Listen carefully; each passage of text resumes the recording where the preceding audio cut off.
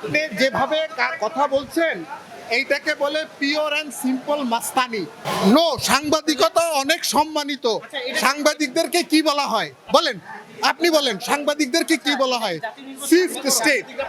No, তারা হচ্ছে fifth state, রাষ্ট্রের চতুর্থ স্টেট। মাস্তান বলছি যে আমাকে বাধ্য করার চেষ্টা করছে কথা বলতে। আপনি রিকোয়েস্ট করছেন, সবাই রিকোয়েস্ট করে নাই। এখন যে কোনো ব্র্যান্ডের পুরাতন এসি বদলে নতুন ওয়ালটন এসিতে উপভোগ করুন 25% ছাড়। আমার বোর্ড বলেছে আমরা বিকাল 5টার আগে কোনো মিডিয়া ব্রিফিং করব না। তারপরেও আপনাদের মাধ্যমে যাতে আমাদের জাতির কাছে যেতে হবে, আপনাদেরকে ন্যূনতম সম্মান দেখানো আমার কাজ। আমি আবার আমার বোর্ডের সাথে কথা বলে আপনাদেরকে এখানে 30 মিনিট অ্যালাউ করছি।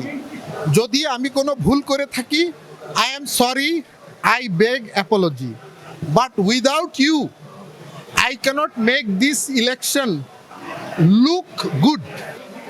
আমি এখানে বসে বহুত কিছু করলাম, কেউ দেখলো না, কোনো কাজে আসবে? ভাই, এই কথাগুলো আজকে বলেন, ভবিষ্যতে আপনাদেরকে নিয়ে বিজিএমই কর্তৃপক্ষ আপনাদের কাছে গ্রহণযোগ্য একটা রুলস করে আমি বলে যাব নো। আমরা বলেছি বিকাল 5টার পরে সাংবাদিকরা ভেতরে সবকিছু দেখবেন। দাঁড়ান দাঁড়ান দাঁড়ান, আমার কথাটা শেষ করতে দেন, অ্যালাউ মি টু ফিনিশ। সেটা হলো আমরা সকাল 8টা থেকে আমাদের বিজিএমই ওয়েবসাইটে যতগুলো চ্যানেল আছে সব জায়গায় লাইভ ফিড দিচ্ছি। এবং দাঁড়ান, আমি একটু শেষ করে নেই না ভাই। আমাদের আমাদের ওয়েবসাইটে এবং ওইখানে প্রতি মুহূর্তে কয়জন ভোট দিচ্ছে, what is the percentage, everything দেখানো হচ্ছে।